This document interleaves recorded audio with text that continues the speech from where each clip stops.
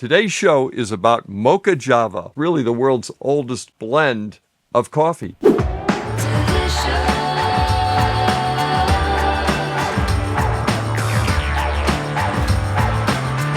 The word mocha in it, I think, throws people off, Ken, because it's association with chocolate. It's also a brewing method. As we're viewing it today as a blend, it's my favorite blend and real treat to do this show. Mocha is another word for coffee from Yemen. Yemen is a country that if you look at a map, it's the corner of Saudi Arabian Peninsula that points towards Africa. It's rather arid, but it's very mountainous, very high elevations. And the coffee tradition there goes back to the beginnings of any coffee direct knowledge. It probably goes back to about 1000 AD. And coffee was brought from Ethiopia across the Red Sea to Yemen. In Yemen is where it developed into a commercial beverage, where the coffee is dried and the fruit residue is removed, it's roasted, it's ground, it's brewed. We throw out the grounds, most of them, and drink the coffee. So those processes were developed most likely in Yemen, perhaps earlier in Ethiopia, perhaps both places. When Europeans first discovered coffee, via the Ottoman Turks. The Ottoman Turks were a great empire that threatened Europe for a while and also ruled most of like Egypt, Syria, Palestine, and Yemen. And when they took over Yemen, the Ottoman Turks were great mercantile people. So they thought, well, this coffee, I assume they thought, right? This product is very appealing. You know, we can make money with it. So they encouraged the growth of commerce in coffee.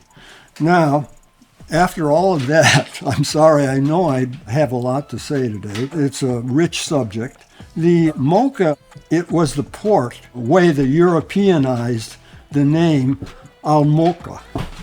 So Mocha was the port where all of the coffee was shipped to that was the only coffee that Europe knew for about 40, 50 years. And so it became a synonym for coffee. The Europeans were dependent on the Turks, which, of course, being mercantile people themselves, they didn't like. So they had some new colonies they discovered. So they took the coffee trees through a long, colorful group of stories to other parts of the world. And one of the places, the Dutch, took it to Indonesia, to what's now called Java, a big island in Indonesia, the most populous island, and planted it and was successful. So at that point, that was say about 1700. So there were only two coffees in the world, the coffee that came from Yemen via Mocha and the coffee that came from Java. So it was, I suppose, a logical thing for the Europeans to put the two together. I don't know which was cheaper at the time, because Java, of course, it had to come in the hold of sailing ships a long way, and it had a shorter trip to ports like Venice from Yemen. But at any rate, those are the two coffees. They were put together in various ways as the great progenitor, the original Mocha Java. We have no idea how those two coffees actually tasted. People speculate about how they were a perfect blend because Java was was lower toned and richer, and Yemen, which is a very high grown coffee, the Mocha is very high grown, was more acidy, but we don't know that. Which is why I think, as we'll talk about, Mocha Java is such a rich and fascinating blending tradition, because there's no real formula. There's just an idea. It's two words. But people have explored it in very rich ways in the coffee industry for many, many decades. And so that's I'm sure, why we all find it so fascinating. I'm stopping. Just wanted to make sure, but I didn't want to interrupt you. But it is my favorite coffee in many ways. I know it's a blend. It's got so many things that kind of break the rules in a sense of what anybody who would be consider themselves a connoisseur of fine coffees. But man, it's still a great blend. I think we're going to agree with that today. Well, we'll see if we agree with that today. And maybe it's time to pour a little Well, coffee no. and First, it's time for Ken no? to say a little bit more. What's happened with Mocha Java, of course, is that because there's no official, widely understood and agreed upon formula, because coffee from Mocha is the world's original coffee, we know how it's produced because it's still produced that way. When I was in Yemen maybe 15 years ago for a few months, I discovered that they dried it on rooftops and removed the husks, the dried fruit, with millstones. The millstones were not turned by animals like they were when the Europeans first came. They're by gasoline engines, but it still was hauled with millstones. And all the processes were done by hand. Today, there's been some modernization, and some Yemen coffees are produced in more contemporary style using updated equipment. But in the case of Java, we don't know what those Java coffees tasted like because the coffee production in Java has changed so much over the years. There was a rust epidemic, like the kind that happened in Central America in 2012, that very early, I think the 18th century, swept through Java and wiped out the Arabica coffee. And so the Dutch had to move it to a different spot, high mountains. And then they modernized the industry at a certain point. So what that original coffee tastes like, we don't know. So the great thing about that is it gives people a lot of freedom with the Java part. They can put almost anything in. And so it's really a kind of a taste. Insiders, really, maybe that's why you like it, because it's a kind of a slate for creativity on the part of roasters and blenders, but it's based on a certain taste that has somehow retained its character through maybe the last 100 years at any rate. That's part of the fascination. The Yemen is just a very rare, expensive coffee because it's so handmade. And so consequently, people substitute for the mocha, the Yemen. They substitute, well, we'll talk about Ethiopian coffee and so on. So since this show is based on Stump Ken, humiliate Ken and give him some problem he can't resolve. So the idea here, from my point of view, in terms of making this an exciting exercise for me, is to try to identify, at least to some degree, the two coffees, or maybe sometimes they put a third in, I wouldn't know about that, but the two coffees that are making up the blend. Are they the original mocha? Are they a dry processed natural Ethiopia, which is a much cheaper substitute for the mocha? Is it something else altogether? And the Java, is it a coffee from Java? Highly unlikely. It may be, but there are different kinds of Javas now. And sometimes we get coffees from Sumatra because the coffee in Sumatra is processed in similar ways, old-fashioned ways, that probably were similar to the original Java. So that's a little background on the current composition of blends, and we see whether you and I together can decide what's in these coffees.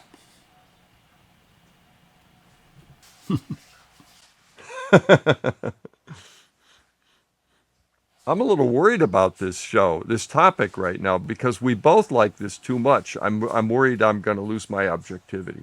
Well, you could lose it, I think, with this first coffee because it's lovely coffee and very distinctive Mm-hmm. in the nose. We're talking about the nose now.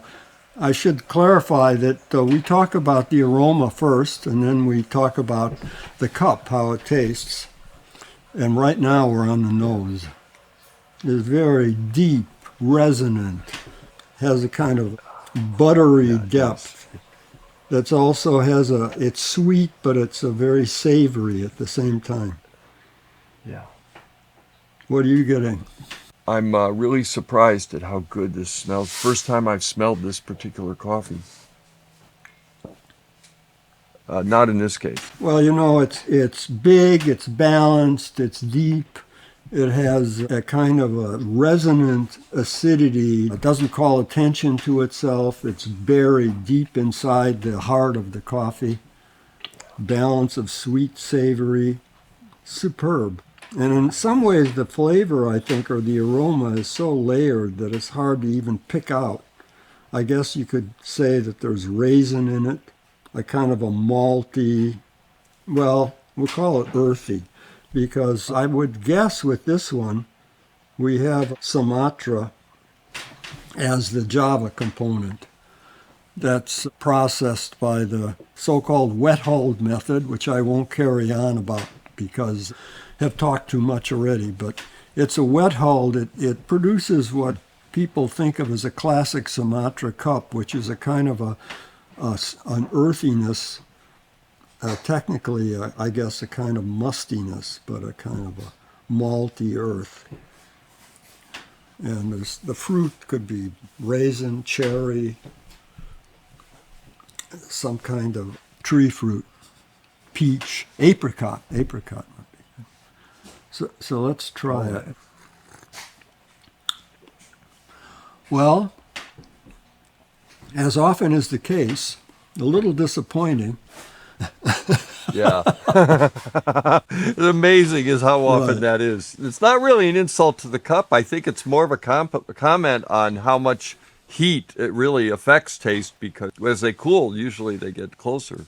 It's sharp, viewers. This is this is what we're reacting to as a kind of a dry sharpness. The earthy notes are a little drifting towards something a little metallic, maybe. Mm-hmm. The sweetness is still there. Kevin, if you go past the swallow to the finish, you'll find that it sweetens, right? Yeah, it sweetens again, Yeah. as it does in the nose. I like the Yeah. aftertaste. First thing I noticed getting better. It's very sweet.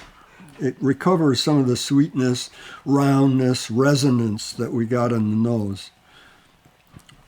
The Sumatra, I assume the Sumatra, it could be another wet-hulled Indonesian coffee. And as far as the Interesting. Mocha element, I think this could be actually a Mocha from Yemen, a Yemen coffee. I would guess it probably is, because if it were Ethiopia, I think it would be cleaner, a little less clean, maybe some musty elements to the natural sweetness. But that's a pretty wild guess. That's what I'd guess. I'd guess a Yemen coffee and a Sumatra wet hold. It's sweetening as it cools. It is. It's a better cup of coffee than it was when we started drinking it. It's amazing. Yeah, Big argument for having a phone call before you start your cup of coffee in the morning. it has that fruit is turning really nicely cherished for me. Yeah. The mouthfeel is very nice, very syrupy. It's not just substantial, but it also has a kind of a smoothness, plush, might call it. So also, because we're continuing to drink it, Kevin, and we're getting into it, the coffee is taking over. It's telling us to pay attention to what it is, to what it has to say, not to have these expectations of a standard Latin American cup. Oh yeah. Yeah. It's just a very different cup. With all due respect to other coffees of the world, it is its own unique. Well, this blend is, Kevin, yeah. This blend, yes. But it's a pretty traditional Mocha Java. This is the kind of cup that, when I said that there's a kind of a cup style that's worked its way through history in an amazing way. This is a good example of it. This kind of heavier body, complex, resonant, deep, savory, sweet in structure. In this case, these earthy notes, dry, earthy notes. The thing about earth is that at Coffee Review, when we review wet-hulled coffees, we tend to like the earth notes to be more like humus and less chalky. Less chalky. Some earthy coffees have a kind of a dry, chalky character that's really, I don't think, very pleasant. And people who like earthy coffees, I think, like the kind of moist, humusy kind of earth taste. Yeah. In this case, I think this earth is somewhere in between. Hey, Ken, does that earth taste, do you think that comes more from the Indonesian side? It could come, if it's a real right. mocha, Yemen coffee, it could come from the Yemen. Yeah. Could come from there too. But I think it's mostly the Sumatra or whatever the Java component is. Can we look at it? Yeah. See what it is? Yeah, we can do it. He's looking at this one. Here, zoom in. Oh, I want That's you to all see right. better. Here we go. He just had to find the ring on the lens. That doesn't tell me anything anyhow. This is, of course, Fresh Roasted. Fresh Roasted is the name of the company. They're in Sunbury, Pennsylvania. And like a lot of roasters, they're kind of imprecise about a few things.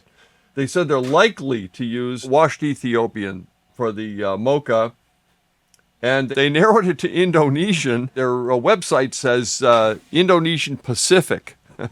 I couldn't get really which of the Indonesians it was. They referenced a Java or a Sumatran. Well, at any rate, I think it's almost certainly a Sumatra. They could be a wet-hulled coffee from elsewhere in Indonesia. But Indonesia, all wet-hulled coffees come from Indonesia. That's the only place in the world where this particular processing wrinkle happens. And what does that mean, Ken? Well, wet hold. What it means is that it's a washed coffee. In a sense, it's a very small deviation from the standard washed process. The deviation is the parchment skin is removed when the coffee is still moist. But something happens at that point. I don't think anybody understands the chemistry of what happens. If everything happens in a kind of fortuitous way, you get this kind of deep, at best, a kind of a fruity earthiness. And the whole trick, the whole skill in these coffees is whoever buys them, whether they get a good Sumatra. Whoever bought this Sumatra, assuming it is a Sumatra, was fairly good, but not the best, because if it were really good, it would have a kind of a fruitier character to the earth. No, but it's pretty good. Now, I was thinking the same thing. It is pretty good. In fact, it's lovely, I think. All wet-hulled coffees come from Indonesia. That's the only place in the world where this particular processing wrinkle happens. And what does that mean, Ken? Wet hold. In Sumatra, where I've observed this process closely over the years, the wet hulling is really just a traditional Indonesian variation on the wet method or the washed method. The coffee is usually picked, you remove the skin. I'm sure most viewers know that the coffee cherry has a skin that's removed in a step called pulping through a standard machine called a pulper. And then there's some sticky fruit flesh or mucilage that's traditionally removed through fermentation and washing. And what's left is what's called the parchment skin. And the parchment skin is a woody sort of skin that after the coffee's dried, it just pops off like maybe a nut skin or something. The point about the parchment skin is it doesn't impart any flavors or tendencies to the bean, sensory tendencies. So typically in the wet method, after the washing of the mucilage or the fruit flesh, then the coffee is dried in the parchment. And the coffee is usually called parchment coffee. So it's dried down to 12 to 14% in the parchment. Well, in wet hulling, it's just one variation that would seem to be not very important. But it turns out to be very important in terms of giving the coffee a certain character that we associate with Indonesia. And what happens is they're small producers and they pick the coffee, they pulp it or remove the skin in the typical way, small machines, and they ferment it in bags usually overnight. And in the morning they wash it in whatever water they have available. So that's just a small producer variation on the traditional method. But what happens in Sumatra is that people usually called middlemen or middle people, yes, come in trucks down the streets of the villages and they pick that coffee up. Well, the coffee is still very moist. In percentage terms, it probably has 40% moisture. And they take it to mills, and close by usually to where it's been picked up. And at the mills, it's dried a little bit more, but not a lot. So at this point, it maybe has 30 to 40% moisture still in the bean. The beans are still soft. At that point, in Sumatra, they're hulled. In other words, that woody parchment skin is removed by special machines that treat the coffee, the soft coffee, very gently. They're made of rubber inside the parts that actually move the coffee. This is one of the reasons why I think nobody outside Indonesia practices this process, because they have to have a special hulling machine. So then you have a coffee that is at much higher than it's usually shipped, 30 or 40%. It's dried the rest of the way. Sometimes it's dried down in the port in Medan in Sumatra. And it's dried down to 14%, 12 to 14%, and then it's shipped. Then it's kind of a recognizable green bean at that point. So, in a sense, it's a very small deviation from the standard washed process. The deviation is the parchment skin is removed when the coffee is still moist. Something happens at that point. There's a guy named Tony Marsh from Australia, academic who spent some time studying it. So that's why it's called wet hulling, because it's hulled when the beans are still wet. Well, somewhere in that sequence, the coffee picks up the famous Sumatra earthiness. So it's a kind of musty or mildewed note, but it has a certain, at the best ones, have a fruity character as well. So it's a kind of a fruity, earthy character that we all know, I think, all of us who love Sumatra coffees and recognize. If something goes wrong, of course, it tastes dirty instead of earthy. But the best ones, which are bought by people who know Sumatra coffees, know how to buy the best ones. And they're the best ones. This whole supply chain is managed usually by an exporter who knows how to get that profile. So that's wet hulling. And it's unique. It has a unique sensory character. I think you get a remarkable sense of how consistent some blenders are with this across roasting companies with this blend, because it's you can tell that it's similar to in concept, in aspiration. It's similar to the first one. It's similar a character directionally, I think. It has the deep kind of resonant. It's a little more high toned. That I think that there is another wet hold in here. We didn't talk about how I blew it on the mocha component on the last one. I said I thought it was a Yemen coffee, and it was apparently, I don't really believe it completely, but they said it was a washed Ethiopia Yirgacheffe. They did. Now this one, the mocha component, I think probably is a washed Ethiopia, I would guess, because at least I'll be safe and describe what I'm smelling, which is a kind of a balanced but high-toned, a gently bright coffee with fruit, clean fruit and floral notes. Yeah. But it has a depth, and the depth, it could come from a very clean, wet-hulled coffee, Sumatra or something, or it could come from something else. It could come from a Brazil, for example. But I think it's probably a very nice wet-hulled coffee. Again, wet-hulled is synonymous above all with Sumatra, Indonesian islands, including Java. There's a wet-hulled Java. Ken, are there any wet-hulled coffees done outside of Indonesia that you know of at all? Not regularly, no. That some Chinese producers have experimented with it. No, it's an Indonesian thing.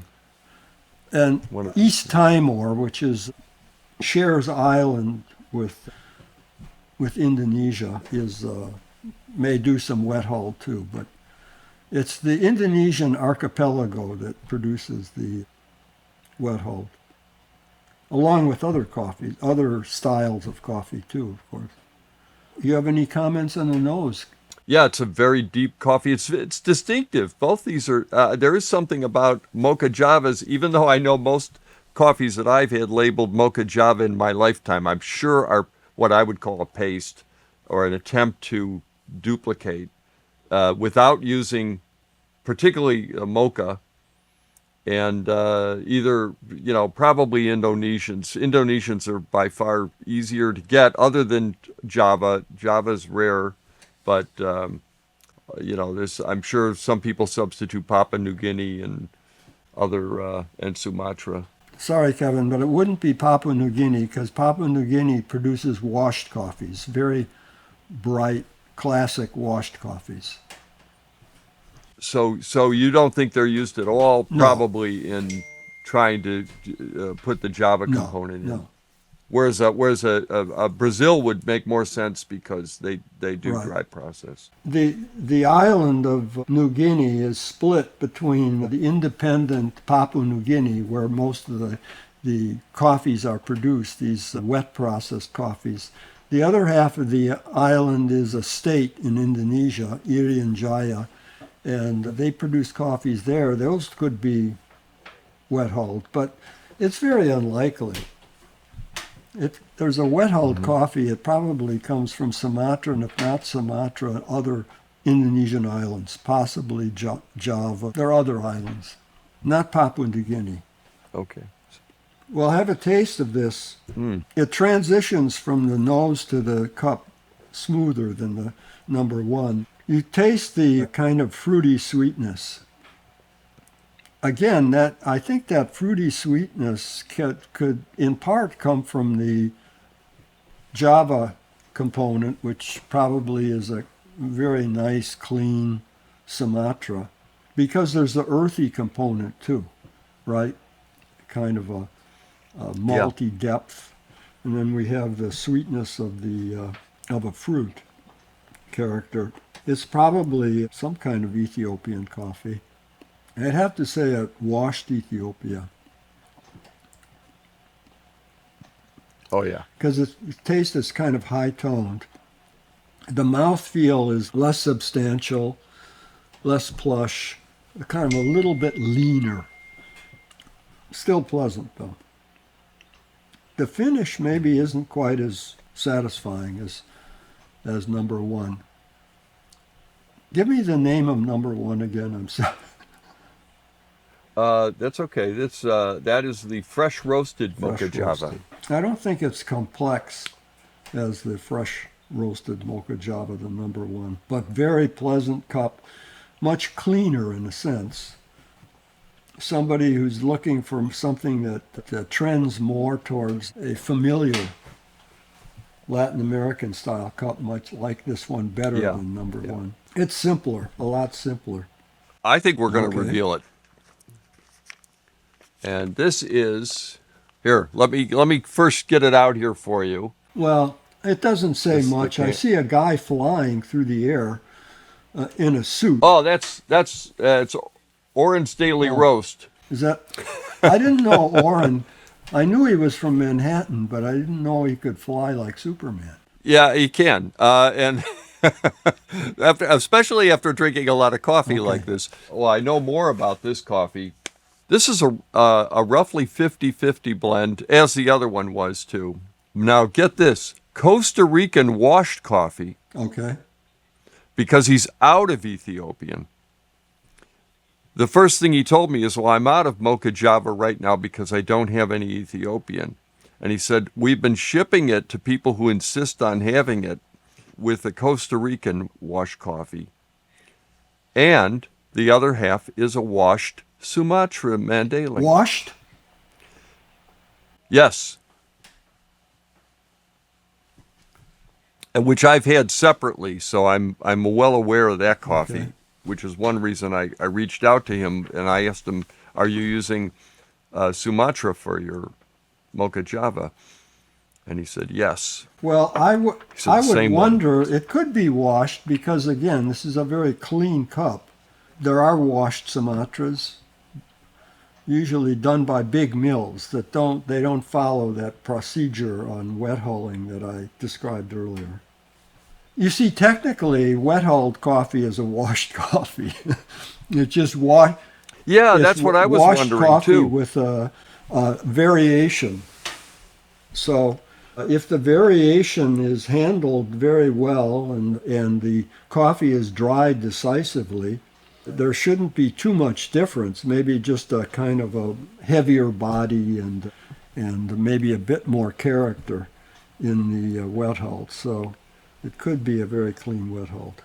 I did say it was a coffee that would be more pleasing to somebody who was accustomed to a Latin American cup. Now, didn't I, Kevin? Yes, and I heard you say that, and I, knowing what coffees were in it, I was sort of smiling to myself. Well, he is good. He caught it. It's a nice Costa Rica. Yeah, you see, Costa Rica's, when we're buying coffees casually, we often forget that coffee is seasonal. Costa Rica's are fresh now. Central America's are fresh. And Ethiopia is a kind of a tricky coffee that comes in over a long period of time because the getting it out of Ethiopia is tricky sometimes. So it could be that this would be typical of Ethiopia's now. The Central Americas, which are close to the U.S. and handled in a very standard business-like way, come in first. Harvest is about the same in both cases because they're both from the northern hemisphere. But the Ethiopias come in sporadically. But he's done very well. It's a very nice blend. Again, the 50% Costa Rica really kind of lifts it and makes it brighter and still sweet, reduces some of the depth and complexity, perhaps. One more. Well, I'm getting a lot of round, resonant, bell-like sweetness in the nose on this number 3. I'm not getting much earth or it's a fairly deep cup, but it's not, doesn't have that sweet savory, or not much anyhow. I guess it's there, but it's very clean. It's a very clean cup, but complex, round, resonant. Again, a kind of tribute to the blenders to create a cup that's a variation on a tradition. Do you get the sort of spice in this one, a kind of maybe cinnamon? Yes, I do. That's a very nice note, I think. I'm getting sort of like a cinnamon on bananas. Oh, it stays sweet in the cup. Yeah, less drop off. Very nice, balanced. As usual, the aromatic notes are less distinct. Because I sated cinnamon and bananas in the nose, I'm getting them in the cup. But I think if I hadn't thought of that first, I wouldn't get them in the cup. To really go look for them. Yeah, the mind does play tricks on us. There's a kind of a berry, right? There's a berry taste Yeah. in it. Yeah, it went from banana in the smell to berry in the cup, but it might just be the heat. I guess it could be blackberry as a good Yeah, association. we're getting a lot of blackberries right now here. There's a little kind of acidy brightness to this cup. Kind of Yeah. but it's very sweet. Kind of a sweet tart. Very nice coherence into the finish. Kind of segues and smoothly into a very nice, balanced, rich finish. This is a very disciplined Mocha Java. Doesn't have it. Doesn't have the rowdy quality of the first one, number one. No, and I could love them both, but I do like having both.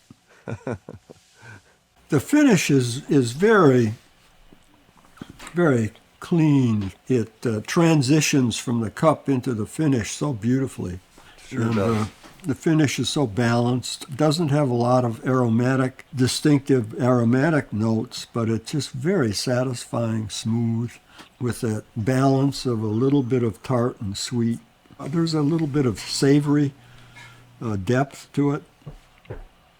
Lovely. Again, kind of a third variation on the style. Stays close to the style, but is quite different. The mouthfeel is smooth, but not particularly full like number one. So now I guess I have to guess at components. It's hard. This cup is so balanced that the components, neither of the components, or maybe if there's a third coffee, none of the components really makes itself known because it's in any clarity because it's so complete. So I think the Java component or the Indonesian component could be a washed Sumatra, for example. It's a very clean, balanced, washed coffee, the Mocha component. It would really surprise me if it were a Mocha. If it was a mocha, Because it's so a clean. Yemen, yeah. And doesn't Yeah, have that it's- sort of yeah, quirkiness that I associate with mochas. But you never know. I mean, they're producing some pretty clean mochas now. It doesn't have a characteristic Ethiopia character either. I could imagine that this cup could be assembled from, to tell you the truth, from Brazil and Central Americas. I don't think so because it has more character. There's a kind of a twist, a little bit of pungency, a little bit of sweet savory depth. So could be, there are washed Javas. Could be a washed Java if somebody's being very literal about the blend. Could be a very, very clean Mocha, although I doubt that too. So I think it's a couple of other coffees. I think I'm Okay, ready to yes. reveal it to you because I think you've got done really well. This is Old Soul's Whiskey Dreams, which actually I don't know if you're the one who reviewed it, but I know it's done well. In fact, it's right on the cover here in the coffee review. I'm real familiar with it, so that's why I said less. It's a favorite here. This is a 50-50 washed Ethiopian and a semi-washed Sumatra. A lot of times in the old days, they used to call wet-hulled coffee semi-washed. Semi-washed, yeah, I bet that's what it And is. yeah, it could be yeah. a very clean wet-hulled Sumatra. Semi-washed is sometimes applied to, in Brazil, it's used for like honey coffees, where you remove the skin and dry the coffee in the fruit pulp. I know that in Sumatra, some people are experimenting with all kinds of, just as they are everywhere in the world, all kinds of processing methods. So I suppose it could be a honey or semi-washed Sumatra. That's plausible because it doesn't have that earth that you usually get. But it could be a wet-hulled Sumatra that's just very, very clean, very dried decisively, and not subject to kind of fits and starts on the way from the producers down to the port. So, it's a very nice coffee. My wife and I just were in Sacramento yesterday, and we did not visit Old Soul, but we have visited the Old Soul, one of the Old Soul cafes, at least a couple of times when we've been in Sacramento. A very impressive roaster, very consistent. Yeah, agreed. Since I tasted this for the first time at a coffee con in San Francisco, I've been visiting it ever since, and it is very, very consistent. They've got the blending down. Now I have a question, Ken. Mocha is the port. Yemen coffees and Ethiopian coffees are both shipped out of that port, the Mocha port. I'm sorry to interrupt. No? But no, the port of Mocha is silted up. I have photos of it. No, it's just a beach instead of a port now. The new port of Mocha, I'm not sure they ship much coffee through it. There's a new town that's developed close to the old Mocha, which is ruins, really. Picturesque and beautiful ruins. I don't think they ship. Ethiopia is on the other side of the Red Sea and the other side of Somalia, so I don't think that Ethiopia is usually shipped through Somalia or I'm not sure where the best Ethiopias are probably flown out in planes. So I know, but in the beginning, when the Mocha Java blend was established, were they currently at that time were they Ethiopia coffees, was not contributing any coffee to the world at all. Ethiopia was a very admirable kingdom of some kind. Let me just say one more thing about these two components and their histories. Like all coffees, they were colonial coffees. In the case of Java, the Dutch, in a classic European colonialists, they came in, took over, probably killed a lot of people in taking over, and then decided, well, how can we make money? And one way we can make money is growing coffee. In the case of Mocha or Yemen coffee, Yemen, in a sense, at the time, when it was producing all this coffee in the 1700s, or 1600s, late 1600s, early 1700s, they were a colony of the Ottoman Turks, really. The Ottoman Turks were outsiders. And knowing what I know about Yemen today and Yemen's history, the Ottomans probably never managed to conquer the coffee growing areas of Yemen because those people are tough and the terrain is among the most rugged in the world. And so I'm sure the Ottoman Turks just hung out on the coast and traded for the coffees and shipped them out of the port then of Mocha. So they were both kind of colonial coffees. Now, in the case of Okay. Java, it changed, right? I mean, the Dutch kept up. They were colonialists who kept up. The Ottomans disappeared. The British, more or less, the British never took over either. They kind of fussed along the coast of Yemen. But the interior remained controlled by these intense, colorful tribal peoples who continue to, they drink coffee too. They're coffee drinkers and coffee producers.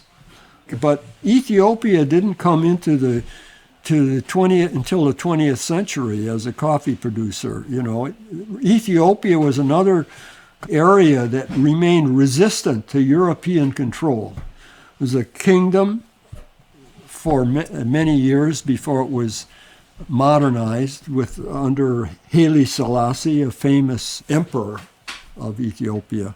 The Italians did their best to turn Ethiopia into a colony because all the Europeans had carved up Africa, but Ethiopia was still there, still a possibility for the Italians and Mussolini. So Mussolini decided, well, the Italians, we have to have our own colony. You know, these other British and French have theirs and Germans. So, but I don't think that the Italians never really conquered Ethiopia either. I think they sort of took over the cities, but Addis, but I think that the countryside. So when Ethiopia returned to independence after World War II, that's when the coffee business started in Ethiopia. It's a long digression, I know, but you asked for it. You got it. Thank you. You did exactly what I asked. The only follow-up I would have is a comment, perhaps, talking about the original Mocha Java blend. We are indeed talking about Yemen coffees. Right, definitely. I think you can't go wrong with these coffees. I'm just amazed. Well, this strikes me as again, a very coherent coffee. Perhaps because we've been tasting Mocha Javas, it strikes me as a Mocha Java in the nose. There's a sweetness, a kind of pungency at the same time, savory character, but there's an aromatic note that I'm puzzling over right now. I'm reminded of number one for some reason. Well, this is a less disciplined coffee and a little rowdier. Yeah, that's for sure. Yes, But that may be it. less predictable, less classic, more wayward. What was the last one? Wayward, going its own way, you know, like a Yes, child indeed. in a family who's Oh, I who's identify, wayward, yeah. does his or her own thing. But it's definitely sweet, but it has a kind of, what I'm trying to do is to avoid terms that have negative connotations, but I'm getting a kind of, you know, cedar. Have you ever barbecued fish on cedar planks? Yeah. Well, this it's got strikes some- me as the cedar plank we have in our kitchen to roast salmon on. In other words, it doesn't I have like a that. fishy, but I meant it has that sort of, No. Right. It's got the kind of. I don't want to say meaty depth, but of course, it was a kind of meaty depth, but it's a kind of an aromatic wood at the same time. I know that's a very, very long and complex descriptor, but I think it was pretty apropos getting it to. you know, I'm getting some high notes, some sort of floral high notes. You get those? Yeah. At the top of the profile. Yeah. And maybe a little bit of, It's a very beautiful- delicate flower. Like, it's like jasmine, but jasmine is more intense than this. Maybe your lilac out there in Chicago. Mm-hmm. Well, Yeah, it's definitely lilac there. And then spectrum. there's this odd, complex cedar note at the bottom, near the bottom of the profile. And in the middle, I suppose, there's a fruit. Well, My wife and I, when we were in Sacramento, we went to a farmer's market and we bought some mulberries, which you can never find in the San Francisco area. And The fruit reminds me of mulberry, but of course that's typical, right? You just smell or taste something, and then Right. all the It's coffees. recent, yeah. I think it's a berry, kind of in the middle. Very interesting, distinctive. All right, let's taste.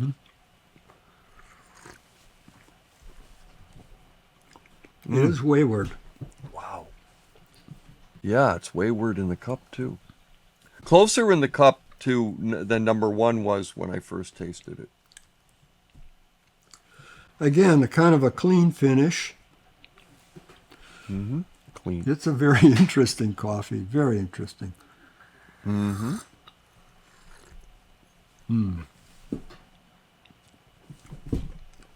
Wow. Because I just tasted those this damn one's mulberries, I'm getting I'm You're getting mulberry in the mulberry. cup, Yeah. are you?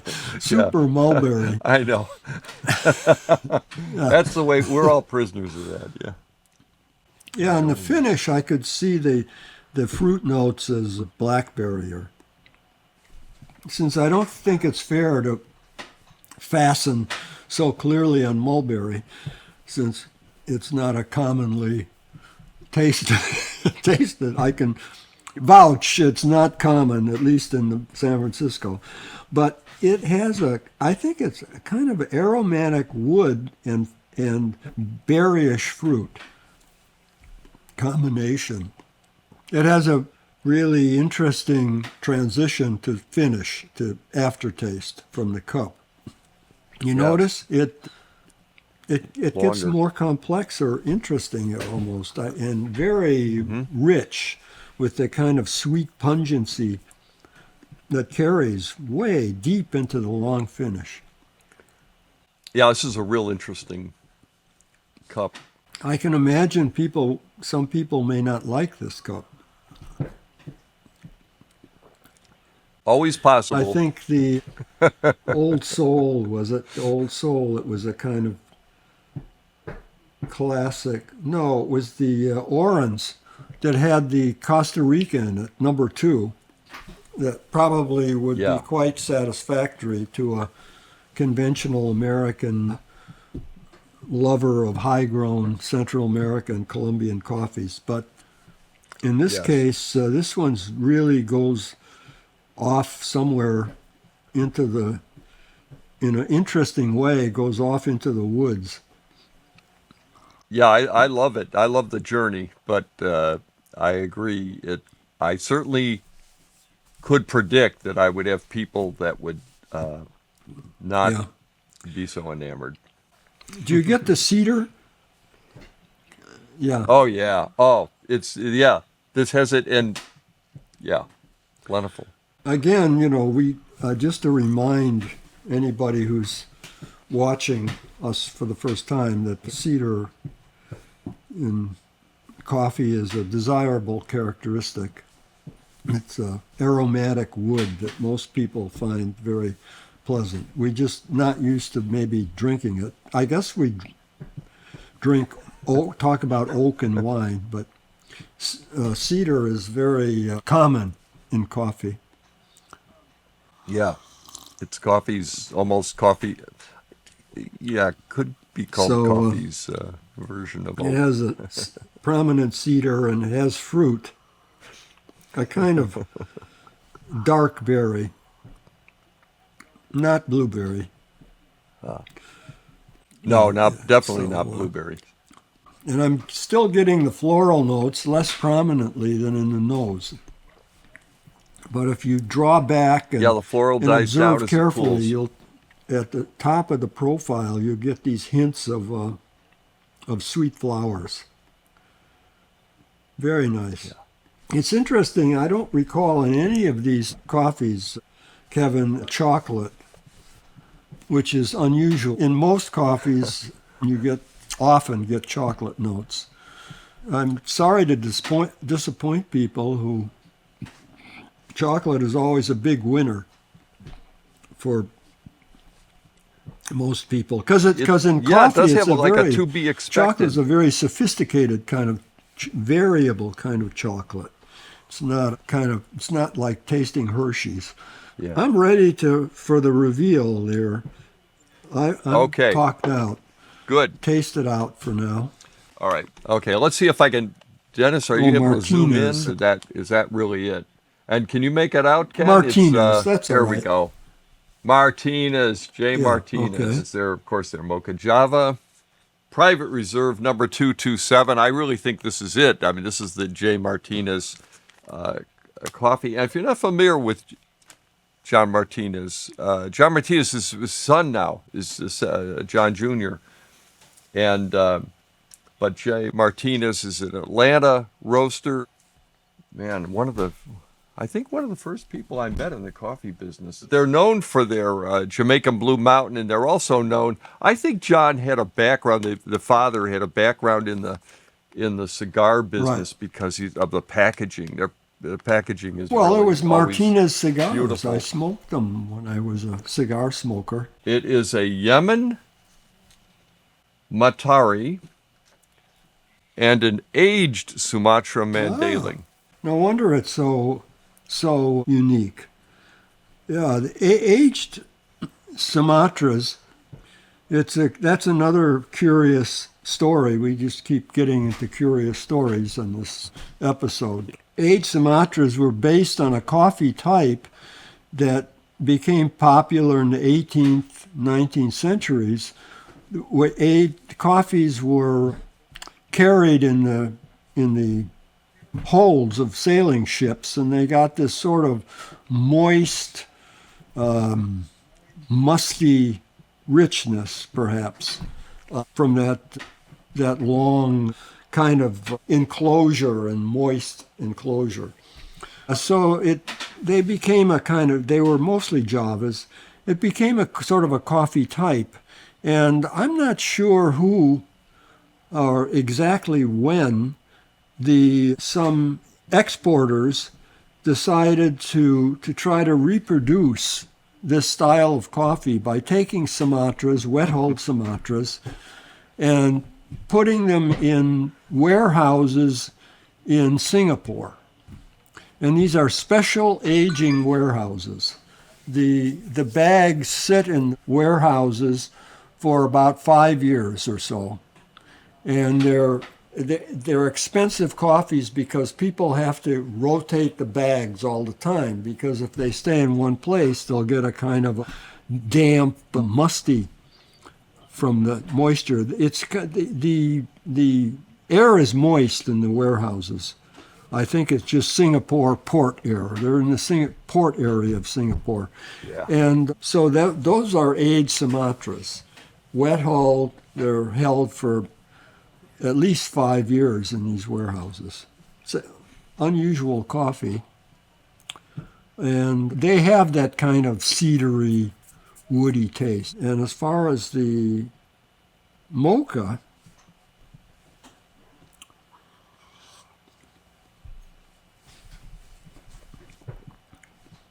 I assume that's where the floral note comes from, but the characteristics don't leap out at me as mocha. Matari, by the way, is a standard term for mochas from the area in the Yemen mountains between the port where the coffees are shipped from, not Mocha, but another port in the Red Sea, and the capital, Sana'a. So it's very tall, rugged mountains, and Matari is sort of a market name for coffees from that area. There is an area called Bani Matar. I visited the village of Bani Matar, actually, a beautiful place, but usually that's just a standard term for a certain style of mocha. But I can't really say much about the mocha. It's kind of low-toned. There's a low-toned brightness that I suppose you could associate with a natural coffee from that area. Yeah, I kind of thought, because I probably had both of I knew the coffees, and the first one and this one, I thought maybe my reasoning of finding them similar at having that big wayward taste at the or smell before the taste was that the aroma is because of the mocha in common. Could be. Who knows? Could be. These are both kind of rare and very expensive coffees. So I suspect that this blend, as with most Martinez coffees, is quite pricey, rare and pricey. Yes. I imagine the others are pretty reasonable in price. Number 4, the Martinez blend of rare and unusual coffee. Just a little follow-up, that aged coffees, I can't imagine, do farmers actually invest No. in the aging No. process? No, it's not farmers. They've sold their coffee. No, this is that exporter. These are middlemen, exporters. The yes. middlemen are usually in Sumatra. They're the people who collect the coffee. They're sometimes called collectors. Collectors. So They collect the coffees from the small producers and take it on the first stage of this wet hulling process. Exporters are key to Sumatra coffees. They often, the best Sumatra coffees are, the exporters are managing and working with this supply chain that goes from the small producers to the middlemen mills that are up in the mountains and finally to the port. So that process, how it's managed, really decides whether it's a very good Sumatra or a kind of a musty, skanky Sumatra. Exporters, and some of them are very idealistic, working with the producers and the supply chain to raise prices and improve lives. Yeah, that would be the exporters who are putting it in the warehouses. is it a lost art? Here's why I say that. I rarely see aged coffees anymore, and I remember seeing when I first got interested in coffee, more of them. I wouldn't say a lot more, but I would say it was not unusual to find it. Or is it just there are other options now? I have no idea. I think tastes have changed too. I think we've gotten used to now at the elite high end of the coffee industry or business in the United States, these very fine, bright, clean, complexly sweet and fruit and floral dominated coffees. So this quality of earthiness, earthy waywardness that you might get with a Sumatra is not as popular anymore. But let me just say one other thing too, is that probably when you and I first became interested in coffee, a lot of the aged coffees were just coffees that in Indonesia they forgot about. They put in a warehouse and just lost. I think they lost track of them because Mr. Pete, Alfred Pete, he originally came to California from Indonesia, where he'd been in the coffee business, and he loved these inadvertent aged coffees. I know. So I think he had his scouts in Indonesia going around, trying to find them and maybe encouraging people to let them sit for another few years or something. I don't know, but that's typical of it, of the aged process. In other words, that the exporters and importers are really involved in the process. But his aged coffees, he used to have aged Sulawesi, aged Java. Yeah. Those days are gone. I think nobody does that anymore. Maybe, no. I have no idea really where he found them, but I know that he had people looking for them. He still has aged Sumatra. Yeah, well, but the aged Sumatra, I'm most certain, is done in this formal way that I'm talking about. Aged Sumatra, even though it's a kind of a contrived process, can produce very, very fine coffees, distinctive. But it all depends. It's garbage in and garbage out. So if the Sumatras that go in are really fine, wet-hulled coffees, they'll age beautifully. If they go in as kind of musty, dirty Sumatras, they'll come out even worse, I suppose. But the good thing, I think, about the aging process is nobody wants to put a poor quality Sumatra and spend all that money for keeping it in the warehouse for 5 years. They're going to make sure that Sumatra goes in as a good one.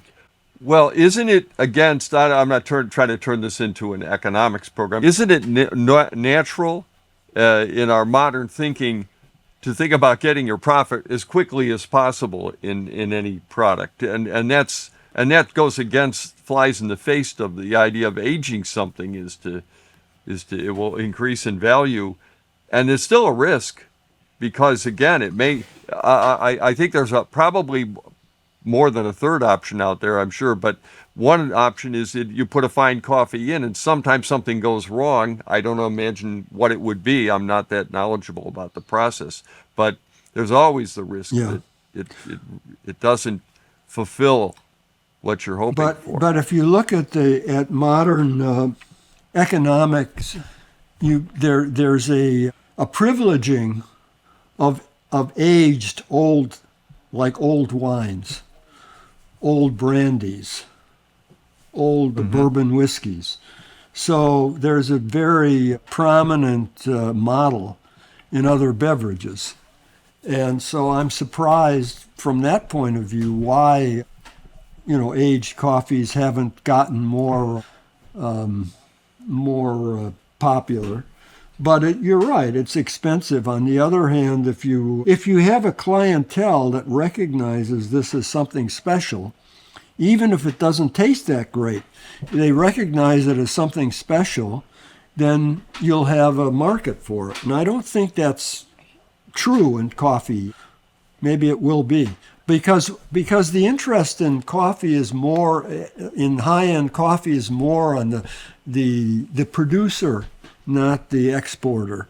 What the producer does and connecting with the producer and the very fresh crop coffee that's very bright and melodic and floral and fruit and so on, rather than these, deep, old, resonant kinds of tastes. And driving the point bluntly to this coffee today, is this worth, someone, and I guess I'm asking us, both of us, is this coffee has an aged coffee in it? Do you think it makes a difference in the blend? Oh, of course. Yeah. I we think don't know. Because wet hulled coffees vary so wildly depending on how the supply chain has handled that process. I've tasted brilliant aged Sumatras, straight aged Sumatras, but again, they're expensive because you have already good coffees put in a warehouse for several years. We'll see. Maybe somebody will discover them. That's about all I have to say. The richness of the coffee world would be expanded if there were more focus perhaps on aged coffees, but there has to be a market of people who are paid well. Martinez is known for high-priced, and just the whole resonance around the name too, of the cigar company and Cuba and that kind of tradition, I guess, of Caribbean resonance. No, anyhow, stop me before I get carried away too much. But anyhow, Martinez, the brand Martinez, is in a good position to take advantage of the age. But I've had, for instance, wonderful local roaster, Equator Coffee. I don't know if you know Equator in the Bay Area. I do. In Marin County. They have done aged Sumatras. Ted Stachura, the head of coffee, Equator, chooses aged Sumatras sometimes, and they're brilliant. The ones I've had have been very good, and I've had them from other roasters. I can't remember who. Yeah, that's part of the reason I selected this one. I was interested in the age component. Well, I think we're going to have number 5. You can't go wrong with these coffees. I'm just amazed. It's deep, it's big, the nose, but it's flat to me. A little flat. compared with yeah, The those- others? I guess maybe you could say it's layered. It's complex but layered, kind of Yeah. dense. I don't know. Well, as a fruit, not a bright, citrusy or Yeah. kind of fruit, not even peachy fruit. It's a Yeah. kind of a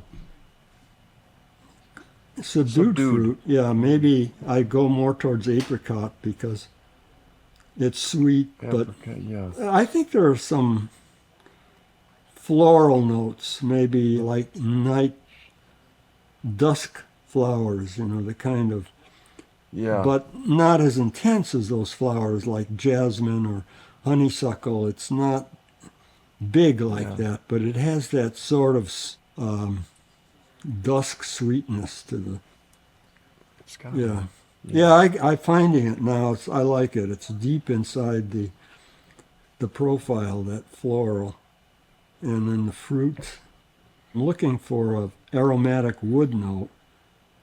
I think it's there, but it's not cedar. It's something simpler, maybe. Yeah, It's like you're right. a fresh It's not as fur, bright. maybe. Fresh cut fur. Yeah, fur. Fur is good. Fur is the dominant aroma in lumber yards. Yeah. It's- Maybe it's a dried fruit note. I'm thinking it a little bit like dried fig, but not as complex as fig. Yeah, not maybe even, yeah. maybe we just stick with raisin or something like that. Yeah. Raisin is probably close. But it certainly has the nice floral. The floral, it's interesting, the floral sort of wraps around some of the other notes.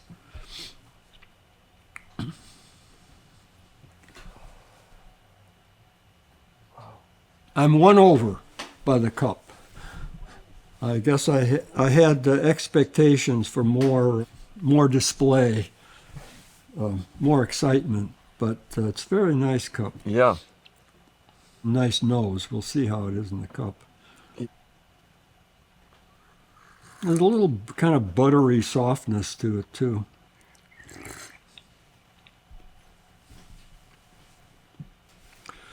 Well, it comes down a little bit, simplifies as usual. Yeah. Absolutely. But but less disappointing because I started higher on the other ones. It's a very low-toned cup. There's no kind of acidy brightness. There's no citrusy character. The mocha component of this one could well be a mocha. Very full mouthfeel. So I suppose I'd go for wet-hulled Sumatra, although the so-called earthy notes are not very prominent, but it's a kind of low-key, savory character, which suggests wet-hulled coffee. Very big mouthfeel. Wow. Yeah. Big, yeah. There's a little bit of drying in it. A little bit too much to my taste, but other people might like it. Too much dry? Yeah, a little Yeah. bit. Some people like that, though. Because there's sweetness, too. Kind of a sweet there was taste sweetness. with kind of a little bit of drying. The aroma and flavor notes don't really carry into the finish that much. I think they fade.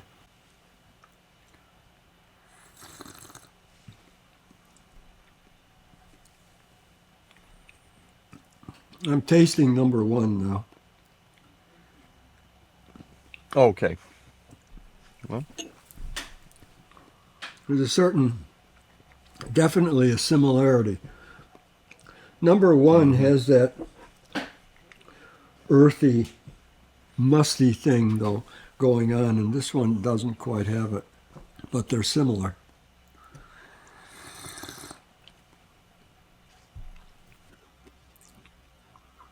Well, I'm ready on this one when you are. Okay.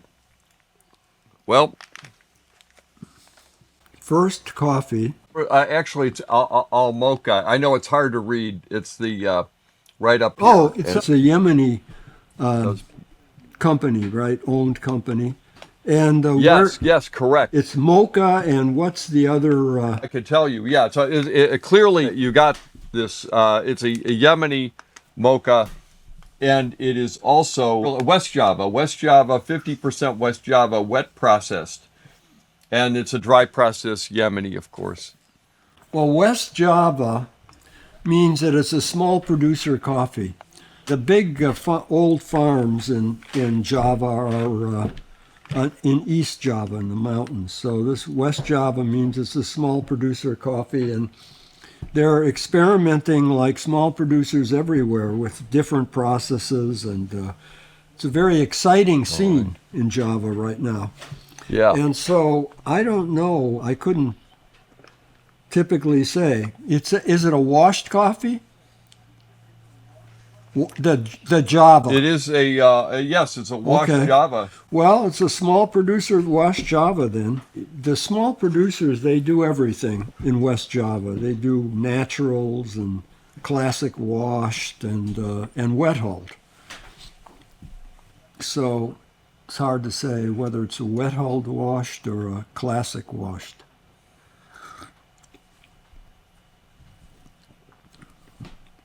I'd say it's a classic washed, partly because I don't think it's that interesting, that component.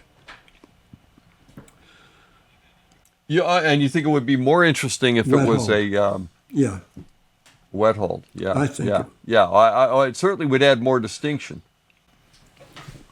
the mocha is nice, kind of balanced.